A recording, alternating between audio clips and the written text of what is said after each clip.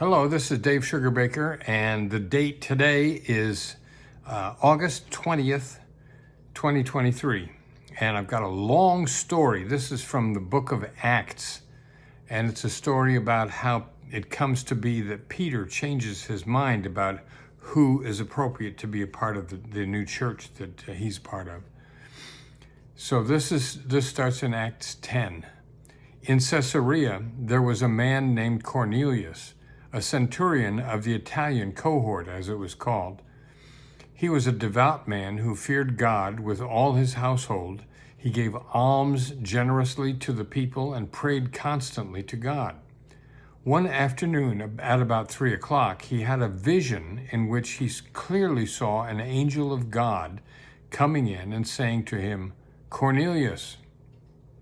He stared at him with terror and said, "What is it, Lord?" He answered, "Your prayers and your alms have ascended as a memorial before God. Now send men to Joppa for a certain Simon who is called Peter. He is lodging with Simon a tanner, whose house is by the seaside." When the angel who spoke to him had left, he called 2 of his slaves and a devout soldier from the ranks of those who served him, and after telling them everything, he sent them to Joppa.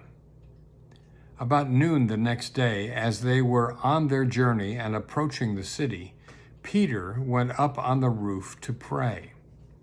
He became hungry and wanted something to eat, and while it was being prepared, he fell into a trance. He saw the heaven opened, and something like a large sheet coming down, being lowered to the ground by its 4 corners. In it were all kinds of 4-footed creatures and reptiles and birds of the air. Then he heard a voice saying, "Get up, Peter, kill and eat." But Peter said, "By no means, Lord, for I have never eaten anything that is profane or unclean." The voice said to him again a second time, "What God has made clean, you must not call profane." This happened 3 times, and the thing was taken up into heaven. This happened. Now Peter was greatly puzzled about what to make of the vision that he had seen. Suddenly the men sent by Cornelius appeared. They were asking for Simon's house and were standing by the gate. They called out to ask whether Simon, who was called Peter, was staying there. While Peter was still thinking about the vision, the Spirit said to him, "Look, these 3 men are searching for you. Go, get up, go down, and go with them without hesitation, for I have sent them." So Peter went down to the men and said, "I am the one you are looking for. What is the reason for your coming?" They answered, "Cornelius, a centurion, an upright and God-fearing man, who is well spoken of by the whole Jewish nation, was directed by a holy angel to send for you to come to his house and to hear what you have to say." So Peter invited them in and gave them lodging. The next day he got up and went with them, and some of the believers from Joppa accompanied him. The following day they came to Caesarea. Cornelius was expecting them and had called together his relatives and close friends. On Peter's arrival, Cornelius met him and, falling at his feet, worshipped him. But Peter made him get up, saying, "Stand up, I am only a mortal." And as he talked with him, he went in and found that many had assembled. And he said to them, "You yourselves know that it is unlawful for a Jew to associate with or to visit a Gentile. But God has shown me that I should not call anyone profane or unclean." An evangelical leader is warning that conservative Christians are now rejecting the teachings of Jesus as liberal talking points. Russell Moore, a former top official for the Southern Baptist Convention, who is now editor-in-chief of Christianity Today, said during an NPR interview this last week that Christianity is in a crisis. That was his word, crisis. Moore suggested that the political landscape in the U.S. has changed to the point where some Christian conservatives are openly denouncing a central doctrine of their religion as being too weak for their liking. Moore said, "Multiple pastors tell me the same story about quoting the Sermon on the Mount in their preaching about turn the other cheek, and then they have someone come up to them after worship to say, 'Where did you get those liberal talking points?'" Moore said when the pastor would say, "I'm literally quoting Jesus Christ," the response would be, "Yes, but that doesn't work anymore. That's weak." Moore's opinion, when we get to the point where the teachings of Jesus himself are seen as subversive, then we're in a crisis. When I heard this, my first thought was, they don't understand what's happening in the world Jesus lived in. They're taking the words at face value from the 21st century, and they're missing the point. Some of the most reliable, direct quotes we have from Jesus are found in the Sermon on the Mount. And the Sermon on the Mount is a compilation of the best of Jesus' teachings. In Matthew, Jesus says, "But if anyone strikes you on the right cheek, turn the other also." Now, if we don't understand the larger context of Jesus' teachings, we're going to miss a lot. Jesus never passed up a chance to poke at the self-righteous, rules-following Jews of his time. He was unrelenting in his criticism of the self-righteous Pharisees. Among other things, he called them whitewashed tombs, bright and clean and shiny on the outside, but full of dead stuff on the inside. Righteousness and cleanliness were almost the same thing. We're almost synonymous at the time of Jesus among the Jews of Jesus' day. If you were out of step with the Jewish righteousness rules, you were unclean as well as unrighteous, and that is, you were separated from God as well as dirty.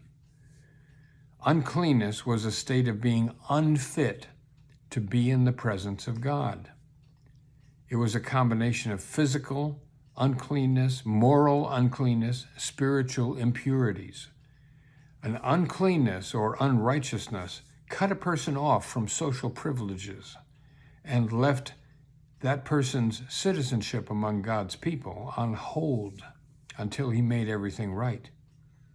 If you didn't conform to Jewish religious law, if you didn't follow all of the food and health laws, you were unrighteous and unclean, cut off from God, cut off from the community. Now, for many cultures, including the Jews, there was a clean hand and a dirty hand. And the right hand usually was the clean hand, and it was for eating and other things that required cleanliness. The left hand, on the other hand, was the hand used for bathroom functions and for taking out the garbage. So we get to this thing about turn the other cheek that some supposed Christians say is just too weak to be part of their religious perspective. They don't get it. Jesus was saying, if somebody whacks you up the side of the head on the right side, turn and invite them to hit you on the other side as well. Now, we're not first century Jews all caught up with keeping clean and righteous. So let's say you are the Christian and you're facing someone who is going to hit you on the right side of your head. And to do this, they will use their left or their dirty hand to whack you up the side of the head. when you turn and invite them to hit you on the other side, they will have to use their right hand, that is, their clean hand, to do it. Now, from the perspective of a fastidious Jew who is about to whack you, if you weren't playing the righteousness game, you were probably hopelessly unclean anyway, and that's what they felt about these new Christian followers of Jesus. If you weren't unclean before the first hit, that is, with the dirty hand, you would be unclean after taking that blow.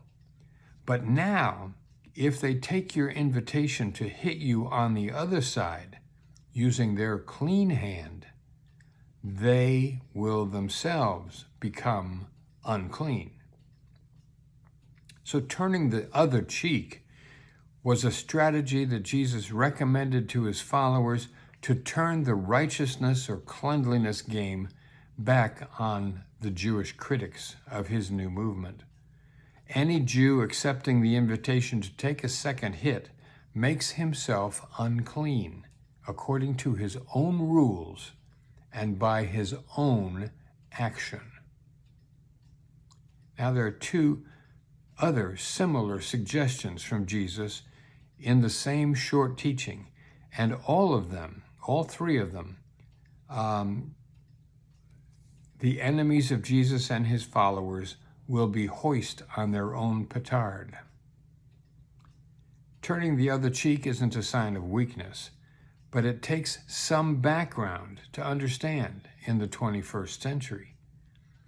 We have to be able to put the teaching in the context of another culture and another time, and that takes thinking. And yes, Jesus was going to shake up the establishment. No problem with that. So if Jesus is too weak, I guess I would have to ask those churchgoers what their God looks like. You can find almost any definition of God in the Bible. Maybe they would go for something strong, like our God is a God of war. Jesus had this radical notion that God was a God of love. Now, that may not be macho enough for those who don't want to turn the other cheek, but my God is patient and kind, not envious or boastful or arrogant or rude. My God doesn't insist on his own way. He's not irritable or resentful. My God doesn't rejoice in wrongdoing, but delights in the truth. My God bears all things, believes all things, hopes all things, endures all things. My God never ends. So God bless you. If you get something out of this, I'd appreciate it if you'd pass it along. And God bless you. Take care.